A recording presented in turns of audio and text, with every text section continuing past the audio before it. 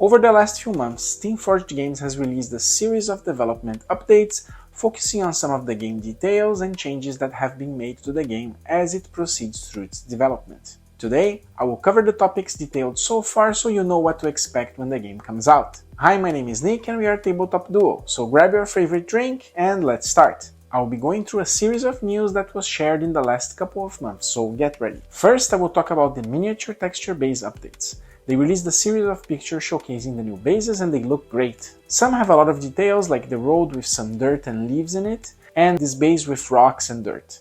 Next, let's talk about Elden Ring's day and night cycle. The Guidance of Grace and Greater Will tokens previously seen in the demo have been replaced by a deck of cards. This deck of cards represent the day and night cycle, and you will be instructed to separate a bunch of night and day cards that together will create the time deck. Every time you finish your turn, you draw a card from this deck that will trigger something. I guess this is like the time deck from Monster Hunter, which works pretty well. Besides the time deck, there is a new form of encounters called hardships, which can be found while exploring a tile. The hardships have a deck of cards. Each card will have a cost in time, which is paid before resolving the rest of the card, and players have to use some of its attributes to overcome it. Depending on if they win, they get new items, and if they lose, they suffer a penalty. Next, let's talk about class progression. As they have shown on the demo, each class has a trait. For example, the Samurai can move diagonally, or the Vagabond that deals 1 damage when fully defending an enemy attack. They have added levels to the traits. So you can upgrade the abilities and they will continue to be relevant just like your gear and stats throughout the entire game. In order to upgrade those, the player needs to complete class-specific quests. Each class can fully upgrade their trait by completing 4 quests.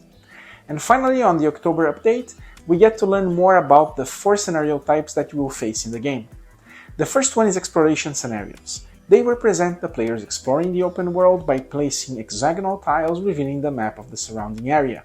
While exploring those, you'll be facing encounters of several types. Some of them will ask you to go to the quest book, some will be about gathering resources, trading with merchants, and meeting NPCs. Next, we have the boss scenarios. As you can imagine, these scenarios are the ones where you're going to be facing the bosses on a grid-based arena. They made a very important change to those boss scenarios. Before, you would face a boss at the end of a group exploration, which means you explore a location for an hour, then you fight the boss for 30 minutes, and if you die, you have to rinse and repeat both the exploration and the boss fight. So they decided to separate the exploration and the boss scenario, so if you die, you just have to retry the boss fight. What do you think about this change? Would you prefer a more hardcore approach like in Dark Souls, or are you okay with it? So let me know in the comments. Next, we have the dungeon scenarios, and as you expect, they represent the dungeons.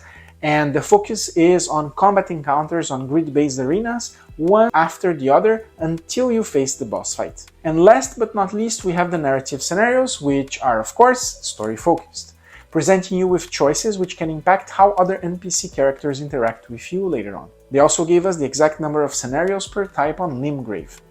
We'll get 22 scenarios in total. 8 scenarios are about exploration, 6 are about bosses, 5 are dungeon scenarios, and 3 are narrative scenarios. So if you got the basic pledge, that's what you get. They have also broken down the different quest types that can appear with those scenarios. You have the main quests, which are represented by the Guidance of Grace cards, which need to be completed to finish the scenario. We also have the side quests, which can be given by NPCs you find in your adventures. Side quests tend to be started during exploration scenarios. Side quests also remain in play until completed.